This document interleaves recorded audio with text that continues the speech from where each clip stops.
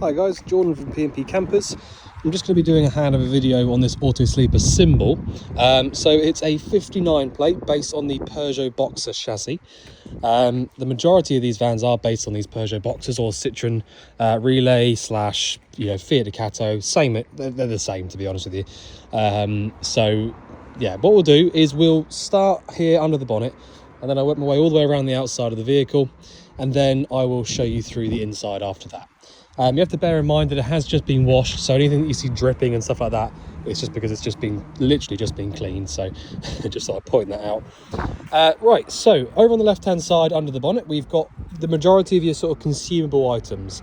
So you've got your washer fluid, top left hand side, your power steering fluid, engine coolant, brake fluid, engine oil filling point, and your engine oil dipstick just down here. Over towards the right, you have got your air filter box, which is this one over here. And because the engine battery in this vehicle sits under the floor in the cab, you have actually got a positive terminal for that just here, and a negative terminal just here at the front. So if you wanted to jump start the vehicle from under the bonnet, you can do so from there. The white paint colour that runs throughout the vehicle is Fiat 249. So that is this little code just here, 249 Fiat. As I said, it is basically a Fiat Ducato van, same as the Peugeot Boxer, so that's why they use a Fiat colour. And the weight of the vehicle is 3.3 tonnes, so you've got, you can drive this on any car licence. You don't have to have your C1 or anything like that to drive this vehicle. So, if I open up the passenger door, we've got a couple of things. So you've got your bonnet release handle just here inside the door. Both of these front seats do swivel as well, so you've got the ability to swivel these front seats if you want to. The diesel filling point is just here behind the passenger door. You don't need to have the door open in order to open that up, just so you know that. Right, as I said, I will show you through the rest of the vehicle on the inside in just a minute, once I've carried on and done the outside. Awning light up there, as you can see, working really nicely, and we've got the awning up there now as well. Customer has advised us to fit an awning for them, so that is what we've done. So I'll just close this door too, so we can reveal the locker for the gas. So this is just sort of standard gas locker. You've got space in here for 2 of those 6 kilo propane bottles if you want 2 of them. We always just give away 1 full bottle, so that is a brand new bottle there. And as I say, it's a 6 kilo propane. All you need to know really is that you go anti-clockwise around to the left to turn the bottle on, and clockwise around to the right to turn it off. You haven't got to do anything else with the regulator. Just make sure that you turn the gas off before you start driving, and that's about it really. So at the back of the van, I've got a little mat down here just so I don't make it any more messy when I'm walking through it. Not much to show at the back of the van, to be honest. And obviously you've got your nice upholstery, curtains here at the back of the vehicle as well.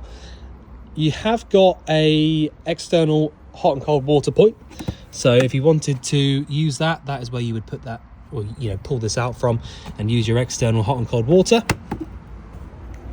To the left we've got another locker, which is just basically a bit of a use of space. They obviously had a little bit of spare space going when they were building the van at Autosleeper, so they thought they'd just put a little additional space in there. Got the bike rack here, so this is a 2-bike rack. Just be sort of wary of that when you've got these back doors open. You will catch your head on that if you're not careful, so just be a bit more careful with that. So onto the off side of the van, it's a few more things to actually run through on this side.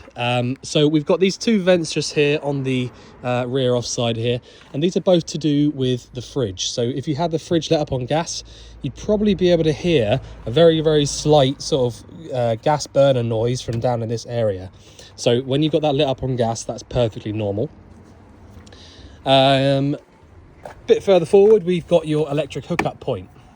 So if you do have access to a hookup cable, it's really handy to have that plugged in. If you have that plugged in, it means that you don't have to worry about your leisure battery voltage, because the charger will come to life. And it also means that you'll have access to using any of your mains powered appliances. So everything just sort of springs to life when you plug the hookup cable in. You will still be able to use the majority of things. So all of your lights work on 12 volt. The majority of stuff you can use without the hookup being in. But as I say, it just means that you don't have to worry about anything at all when the hookup's plugged in. Next to that, we've got your boiler vent. So this one just here is basically, you basically push in on this little bit just here and then pull the entire thing towards you, and you'll then be able to reveal the boiler vent. So you do need to take this off before you start trying to use the boiler, just so that you know that. And that is basically just giving you access to that. Now that cover, just so that you know, is basically just a winter vent for it. So if you're going to winterize the vehicle, just make sure that you pop that cover on, and it just stops anything from getting inside and sort of causing any problems, basically. The next thing over is your, oh, that's the wrong keys, my bad. The freshwater filling point. Right, if I was to put this little key in to the slot here, twist it whichever way it will go, it will then just come out on the key. Okay, it's easy as that. Reverse to go back in, and that is now locked up. So that is your freshwater filling point. If we have a little look underneath here, you should be able to see you've got a blue handle just here which will pop down from there, and that is your freshwater drain off point. So if you want to drain out your fresh tank, you literally pop that little thing down there and undo it, and that'll just start draining out your fresh water. And then slightly further back, we've got a brown one, sorry, not brown one, a grey one, sorry, which is your wastewater drain off point. So if you wanted to drain out your waste tank, you've got the grey handle just there at the back. And if you want to drain out your fresh tank, you've got the blue one here at the front. Right, let me just jump up. Okay, so I'll jump into the cab now and show you what we've got going on in here. Not fall into the cab as I get in. Right, so with this particular vehicle, we've got an unbelievably low mileage. So we've got 16,500 miles. Now this is, well, it's one of the lowest mileage ones that I've ever seen, to be honest with you. So that's a very, very good thing. So, you know, for obvious reasons, this engine has barely been running. So it's good for hundreds of thousands of more miles. So because we're on the Peugeot Boxer chassis, you do get these steering wheel controls. You've also got the 6-speed manual gearbox as opposed to the 5-speed, which is always quite nice. You've got your standard sort of factory fitted head unit up here, so there's nothing really to explain with that, but it will mean that all of your steering wheel controls will be working directly from there. Sometimes when they get aftermarket ones fitted, these steering wheel controls don't work anymore, so that's quite a nice little thing to have. Your lights and indicators are on the left hand stalk here. Washers and wipers are on the right. You've got your headlight adjustments from these two here, and this little button here that says mode, and these two buttons here basically allow you to change a few things on the dash up there. Nothing too technical really. You can lock and unlock the cab from these two buttons just down here. You've got your hazard lights from there, fog lamp next to that, and then that's about it really. The only other thing I will mention is that you have had to have a little switch put in just here. Now this little switch down here is actually for the horn. Now unfortunately when we took the van round for its MOT and service, they found the horn wasn't working, and well, to be honest with you, we've spent a lot of money with the garage in order to try and get this fixed, but they still haven't been able to come to a sort of resolution. So what we've had done by an auto electrician is had the switch fitted down there, so it's absolutely fine for an MOT and all that sort of stuff, but you know, our garage couldn't sort this out, so we've had to do that instead, just so that you know that really. It's not the end of the world. It's something that you see on a lot of motorhomes, to be honest with you, but just thought I'd point that out to you. Other than that, everything went swimmingly and there was no issues that we sort of came across, nothing major at all. So what I will do is I'm just going to have a final little walk around and see if I've missed anything on the outside, which I don't think I have. So the customer of the vehicle that bought this vehicle has requested that we fit this awning here. Now this is a 3-meter awning and it's a Fiamma F45S. So yeah, standard sort of place to fit it on these. You can't go any lower than that because of the actual top of the van there, because it's got the sort of fiberglass roof to it. I will just mention as well, just in case you ever wonder in the future, in the bathroom, well, because this is the van that it is, and it's got that sort of little roof part to it, it makes it quite difficult to fit the awnings, to be honest with you. So when I did this the other day, I've had to take this little cover here off to get to the back of the awning brackets. So you've got the proper brackets on all three, okay? So two of them behind there. And the last one, I've had to make a small little hole up there, up in the corner. So as you can see, you've got the sort of the smaller hole and the slightly bigger one. Now I have put a sort of colour matched silicone around that, so it's not going to cause any problems or anything. But I just thought I'd mention that that's the reason that that's there, is so that you can have access to the back of the awning bracket here at the back. So in the future, if you ever needed to take the awning off, that's where you need to get to it from. All right, I just thought I'd point that out, just in case you wondered why that was there. There was no other way around it, unfortunately. So right, so the layout of this vehicle is quite nice, actually. It's sometimes these symbols can feel a little bit small, but this one's got loads of headroom. You've got a really nice sort of sociable layout here.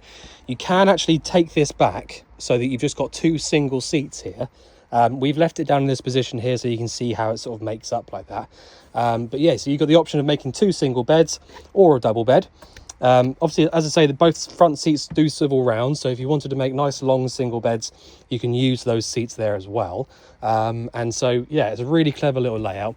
The majority of people would just use this as two single beds, to be honest. That's the sort of standard way to do it. And you have got some brand new infill cushions up here. If you want to make it into a double bed, you can use those up there. Now this pole just here is the winder for your awning, okay? So as I say, it was a brand new one, so it's, you know, you've got all the brand new bits and pieces to go with it as well. So if you wanted to wind the awning out and have a little look at it, then that's where you would do it from. Now obviously I have wound it out and made sure that it was all okay. But yeah, so that is what that's for, just there. Right, so I think probably the best way to go about this would be to start with the control panel, which is back here above the door. So this is a very, very straightforward and easy control panel to use. You've got a main button here in the middle, so when I press on this, it basically comes up saying auto sleepers, and now you'll see that all the lights in the back end of the van have gone out. So that's basically just your main on and off switch, this button here in the middle.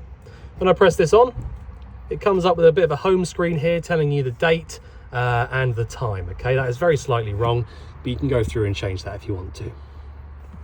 So now you'll see we've got the lights on, and we will then be able to go around and turn on any other lights that we want to as well. Okay, so that's your main sort of on and off switch. You've then got the two buttons either side of here. It's a little bit awkward to get your head around, actually. When I first started using one of these a couple of years ago, it took me a little while to sort of realise that you go one way for some things and the other way for other things. So if I show you, for example, if I click once to the right, we've got water pump. We can turn the water pump on and off from there. We've then got charge habitation, so you can leave that as it is. Clock set, so you can go through and change the time. Alarm set. Sound level, you can turn that on and off. Water alarm, you don't need to have that on. And then you're back to the home screen. Okay, so that's your options for going to the right. If I press to the left, we get a few other things come up. So it tells you habitation battery okay, vehicle battery good, battery charge, again, don't worry about that one, internal temperature, water level, and you're back to the home screen. So that's the kind of, you know, like I say, you go right for some things, left for other things. So, but that's the control panel. There's honestly nothing else to it. Once you've pressed the main button on just here and you get a few lights coming on in the back end of the van, you should then be able to go ahead and use pretty much everything on 12 volt. So any ignitions, any lights, as I said, and any 12 volt sockets as well, which are these ones here. These sockets here, these 3-point sockets, will only work when your electric hookup is plugged in. So you need to make sure that the hookup cable is plugged in. If you want to use any of these ones, hookup has to be plugged in. Okay, so just sort of pointing that out. But yeah, so that's the control panel. Nothing to it really. So if we want to get the water coming through to the tap, all right, which is sort of the normal thing that you would start with, I suppose. The process in this vehicle is very easy. First thing you would do is make sure that you've got some water in the tank. So 25% water in the fresh tank. So you can now go back to the home screen here and then go to the right and turn on the water pump, like so. Now once you've done that, you can then come to the sink and then, if I just pop this down, draw the water through the tap. Okay, so cold water, hot water,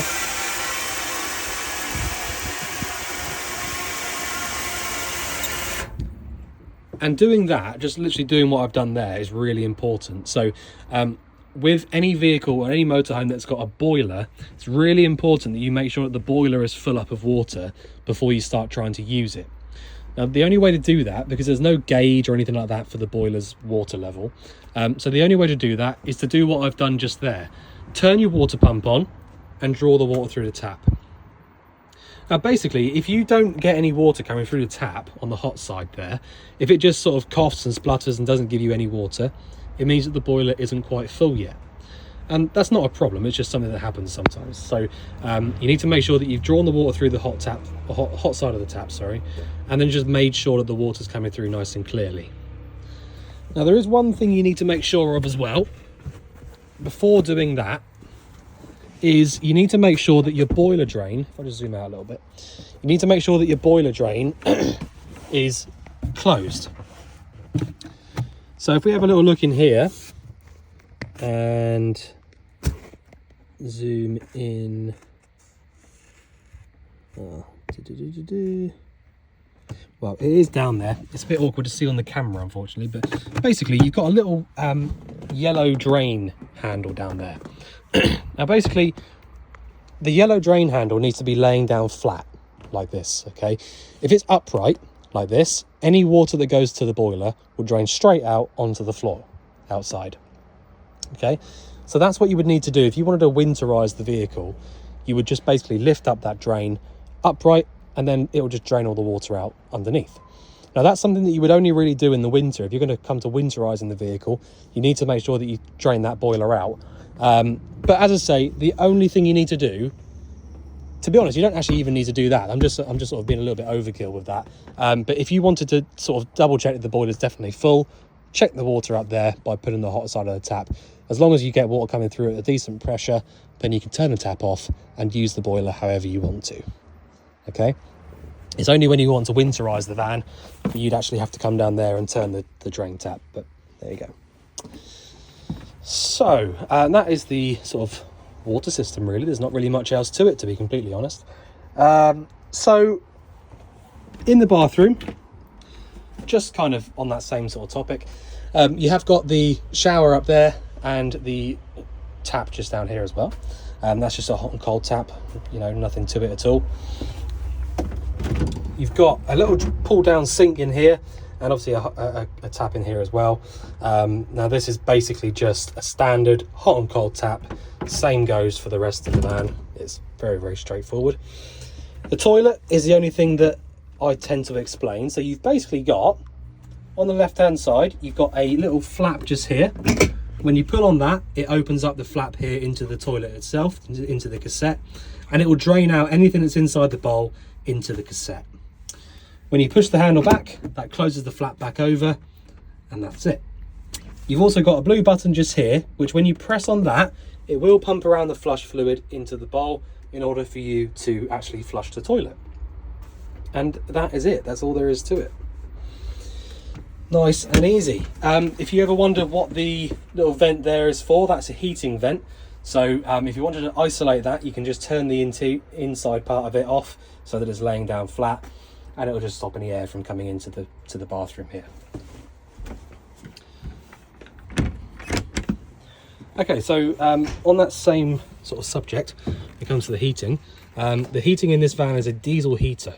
So you've got this little tiny sort of controller here. This is an e-dispatcher diesel heater, and basically to turn it on, it's so easy. You press the top button here, like so. That'll give you a little red light, and basically that is all you need to do. Press the button at the top there till you get your red light, and then select your temperature. So that's obviously full blast, and then this is a lot lower. Bear in mind as well that the thermostat is this little thing here. So if you've got the back door open, it's just going to blast hot air all day long. So just bear that in mind. But yeah, that's a diesel heating. If you want to turn it off, back to the middle there, as long as that little red light at the top's gone out, it means that the diesel heater is off.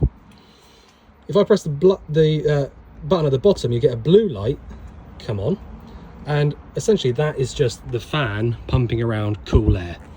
So that is the fan running without any heating at all, and so you'll just get cool air pumping around to any of your little circular vents. So you've essentially got winter setting at the top, summer setting at the bottom. Press the little circle one there in the middle to turn the entire thing off, and as long as you haven't got either of these lights on, the heater is off. So it's nice and easy again on that one. So let me just close the sink down and lift up the cooker. So because this is a British built van, you've got the option here of using the cooker on gas or electric.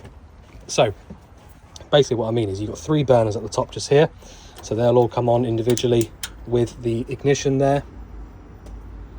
Okay, so you've got 3 gas burners, 1, 2, 3, and you've got the electric ring there at the back as well, which is powered by this little switch down here and will only work when your electric hookup is plugged in. So that's your 4 options at the top. You've then got, below that, we've got the grill, which is this one just here.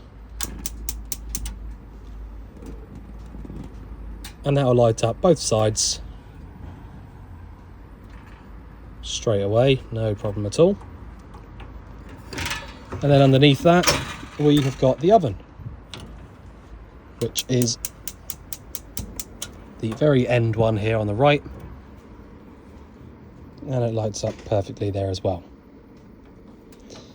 Now I don't really explain anything more than that with these cookers, to be honest, because they are very, very self-explanatory and easy to use. Underneath the oven in this particular van, you've got a couple of things. So to the right, you've got 3 gas isolators. Now they are basically just your main isolators for each individual appliance. So if you wanted to isolate the gas from the oven, you would turn the top one 90 degrees. The middle one is the fridge. The bottom one is the boiler. So if you wanted to isolate the gas from any of those 3 appliances, that'll do it individually from there.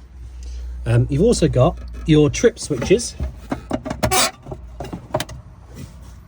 in here. So this is all to do with the mains. So if your electric hookup's plugged in, you can make sure that those all 4 of those trip switches are upright.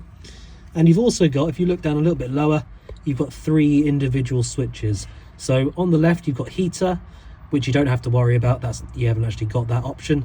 Oven and water heater.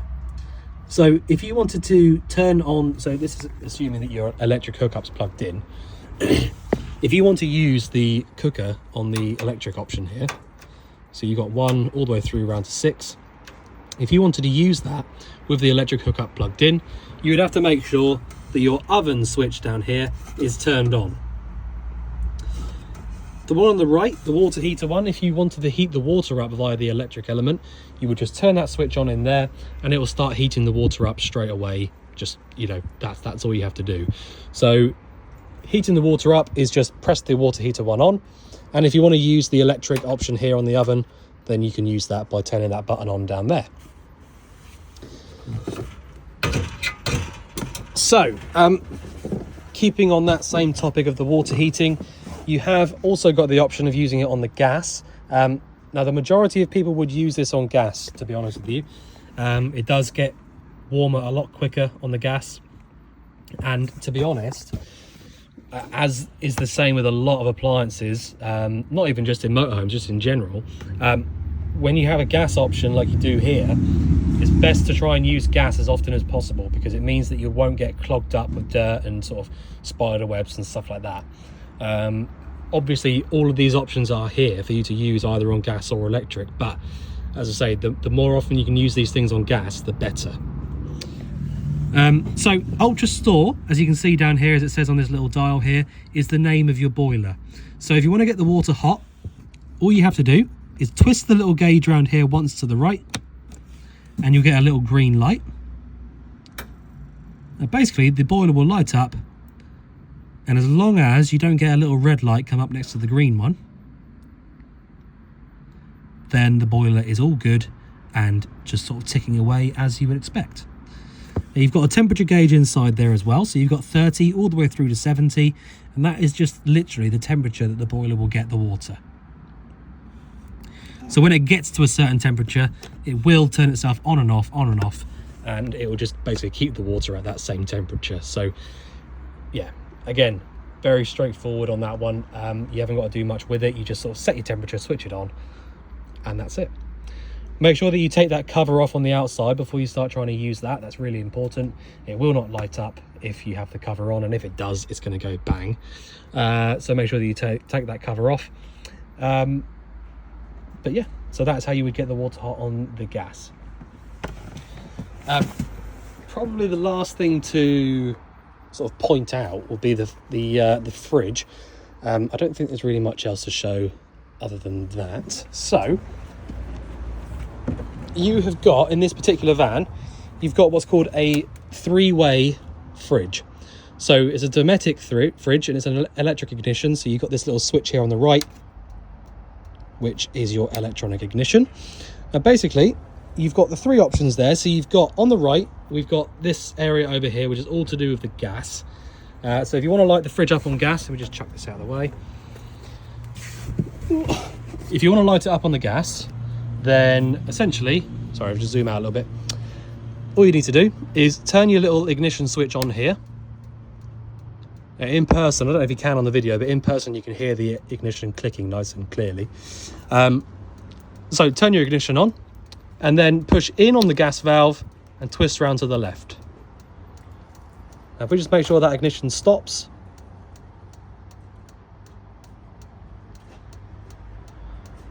the ignition will basically just stop as soon as it gets hot enough.